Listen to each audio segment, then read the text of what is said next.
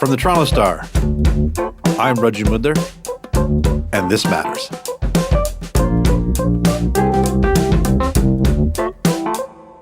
Friendship is love without his wings.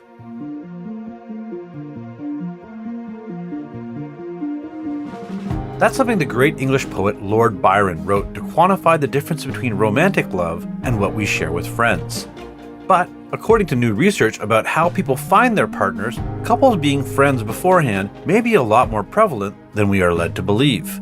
This recent study found that almost 2/3 of couples admitted to being friends first, before they ended up together, which may make sense if you've ever had a friend with benefits, but probably sounds unlikely if you feel like you've ever been stuck in the friend zone. Danu Stinson is an associate professor of psychology at the University of Victoria. She joins us to discuss her recent findings about how people meet their matches and why the science hasn't been so friendly to this avenue of research. Danu, thank you so much for joining us. Yeah, thanks for having me. So Danu, let's talk about your study, which is called The Friends to Lovers Pathway to Romance, Prevalent, Preferred, and Overlooked by Science. It's a great title. Can you tell us a little bit about it and what your research found? Oh, well, we started studying relationship initiation a long time ago, my colleague and I, Jessica Cameron, and we were studying something called dating initiation, which is what everybody sort of maybe talks about when they think about starting a relationship, where you meet somebody on an app or at a bar, lightning strikes, you love them at first sight. But we noticed from talking to people from our own lives, from our students, that there were so many people who were actually starting relationships with their friends. And that's what really prompted us to start studying this. So we started asking people in our studies, were you friends with your partner before you became involved? And we asked that for about 18 years of different studies and different samples of our data. And then we decided to code the literature and see what were scientists actually studying. Are they focusing on this dating initiation, or are they, maybe looking at this friends first initiation? And we found that they're not looking at friends first initiation at all. It's really overlooked by science. There's at least 75% of published research about relationship initiation is focusing on dating initiation. But when we asked all these people, hey, were you friends with your partner first? 2/3 of people are saying, yes, I was friends with my romantic partner before we became romantically involved. And then we also asked some follow-up questions. And we found out that not only are 2/3 of people friends with their romantic partners before they become involved, those friendships last between 1 and 2 years. It's a really long time. And then we also found out that when we asked people, hey, what's the best way to start a relationship? At least 50% of people are saying being friends first is the best way to start a relationship. So essentially what our paper finds is that there's this really common, really desirable way of starting a romantic relationship, which is knowing someone for quite a while as a friend before you transition to being romantic. And hardly anybody in the relationship science community is studying it at all. So that means we don't know anything really about it. And that just opens up a whole big can of worms of scientific questions. Well, this has opened up a ton of questions for me. And let's start with, why is there such a focus on how strangers meet? And not just in relationship science, but this is how we are socialized, right? That we're going to meet a stranger and it'll be love at first sight, and then we'll date and so on. How does that play into these findings? Yeah, it's really interesting. When we started researching this, we started looking into something called cultural scripts.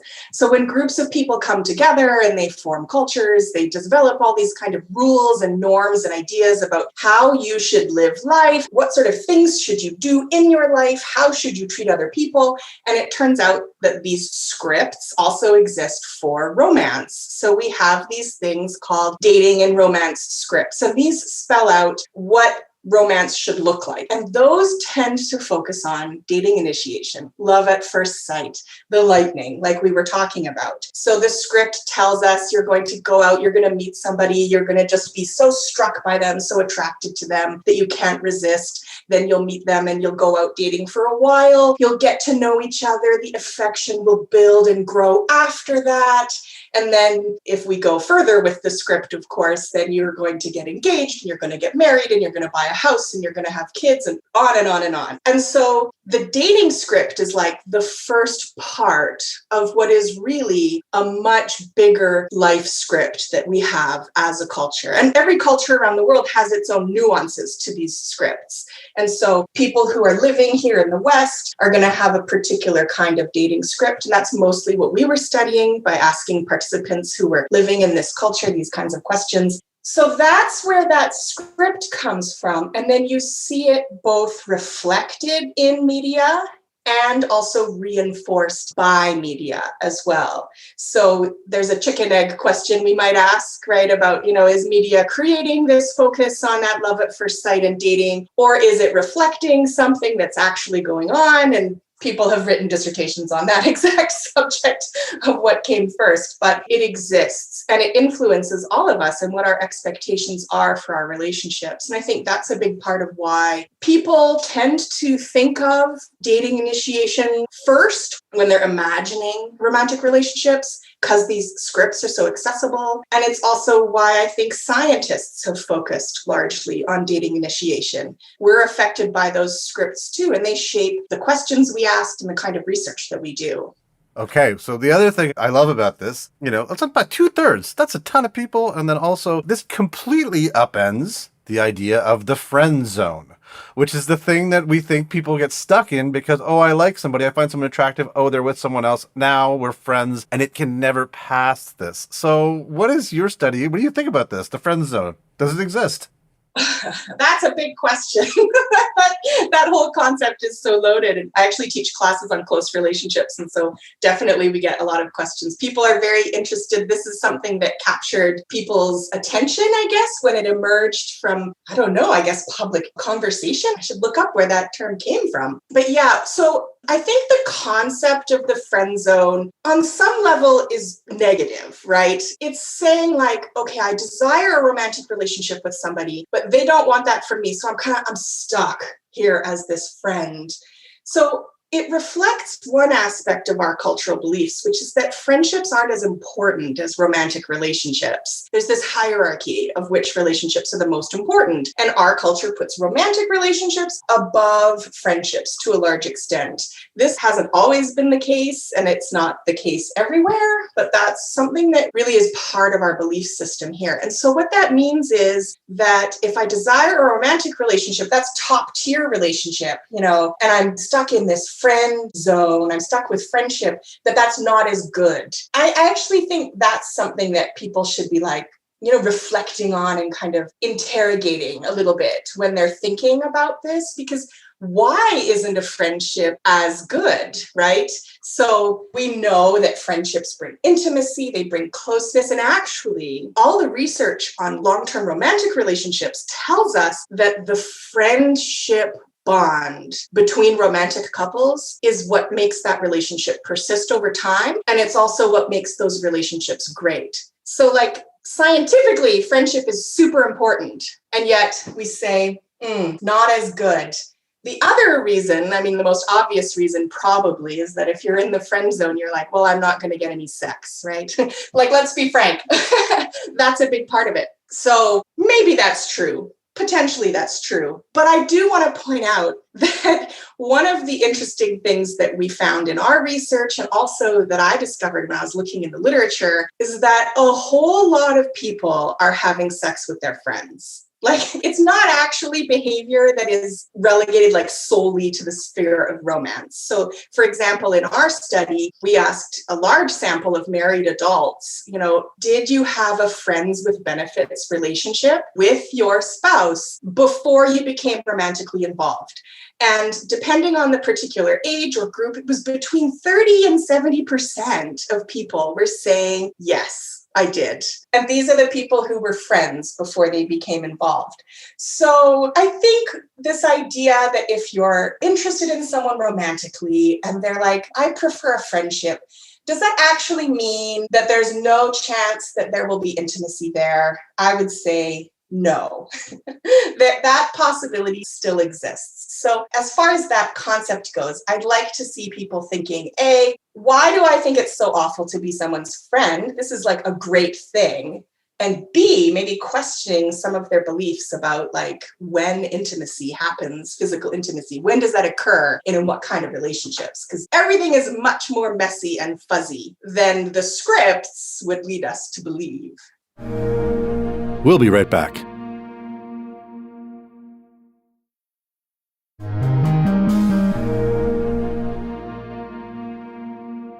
The other interesting thing is, first you found this occurred across genders, LGBT couples, straight couples as well. And then what's also interesting is this friendship phase, and you mentioned earlier, it's pretty long. So these people reporting being friends, like they aren't like lying in wait, are they? Or are they? I know. This is the thing, some people are going to hear about this research and they're going to be like, "Mwaha, it's perfect. Now I just need to wait long enough." And, we did ask people, did you start this friendship as like a strategy, hoping romance would emerge? And then we also asked them, did your partner do that? A little bit of mind reading there, but did they do that? And it's about 30% of people whose relationships began as friendships say, you know what? Yeah, I admit it. I had some hopes, that might happen. So some people are doing that, but 70% said that they weren't. So I think we could say there's different ways that friendship transitions, right? Also, another kind of layer to this is really how do people kind of cope with and experience feelings of romantic or sexual attraction that they might have for their friends within a platonic kind of context? Because we know from research that it's really super common for people to have those feelings for people who they know platonically and are friends with. And they can cope with those feelings in lots of different ways. They can deny it and put it aside. They can at night dream about one day when this person breaks up with their horrible partner, then they will be mine. Or they can somehow start declaring those feelings to their partner, letting them know.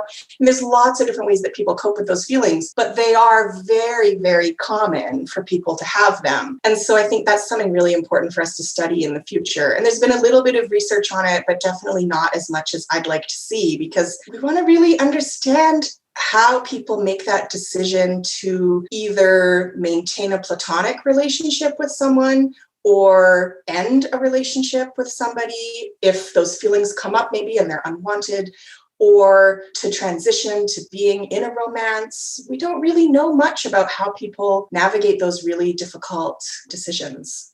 I think you touched on this earlier, but let's discuss it now. What don't we know? Your findings lead to a lot more questions. The friend's first initiation path is very overlooked, with something like 75% of relationship studies looking at how strangers meet. So where does this lead us, and where do you think the science should look next? Well, there's lots of questions, of course, as I just said. Some of the things that I'm interested in is, first, we let the participants in our studies define friendship for themselves. So we didn't give an idea of what it means to be friends. But we know also from the literature that people define friendship in lots of different ways. Some people are like, oh yeah, that person that I buy coffee from, they're my best friend. Or like that person that I've seen at the copy machine in my building, they're a great friend. And other people wouldn't use that term unless they're very, very intimate with somebody. And so when people are saying I was friends with my partner before we came involved, we don't really know yet what that means in terms of how intimate were they, how like emotionally intimate were they with these folks, how often they met, how often they knew each other. We don't really know about what these friendships that turned into romances actually looked like. And actually, one of my graduate students, Erin Lowy, is doing some research looking at first-person written accounts of these transitions and how these relationships began. Like you might write the story of how you met your partner and what that looked like. And we're finding in those that there is a wide range of what people are describing as these friendships that transitioned to romance. Sometimes they're like bestest friends who go on trips together and cuddle by the fire. And sometimes they are people who know each other in a broader social group and they encounter each other like at events all the time. And sometimes they're even more casual friends than that. So that's one thing I'd be really interested to understand is like, is there a particular kind of friendship that's more likely to transition to romance? The other thing I sort of touched on a little bit when I was talking about how people cope with their feelings of attraction to their friends, but I'd like to dig into that a little bit more, because one of the things that's come out of my student Erin's research is this idea that like uncertainty is a really huge feeling that people have in that like liminal space between, okay, we were friends and I've got these feelings now, but I haven't acted on them yet. So there's this big kind of period of time when people are uncertain and they've got to make a decision. And I'm interested in how people manage the risk that's inherent to that. You could lose your friend if you made these feelings known in a way that was clunky or made them uncomfortable, or who knows, right? Or they could reject you. They might not share your feelings, and that would just be so painful. So how do people manage that risk is something that I'm really interested in. And then longer term, it would be really great to find out, is there a difference in the kind of relationships that people go on to have when they began as friends versus when they began from the love at first sight? Is there some kind of really qualitative difference in either quality or how people handle conflict, or maybe egalitarianism in those relationships could be different? You know, if you begin as friends on equal footing, is that different than if you began as sort of your typical lovers following the dating script? You know, we don't know, but those are all things that I'm really interested to know.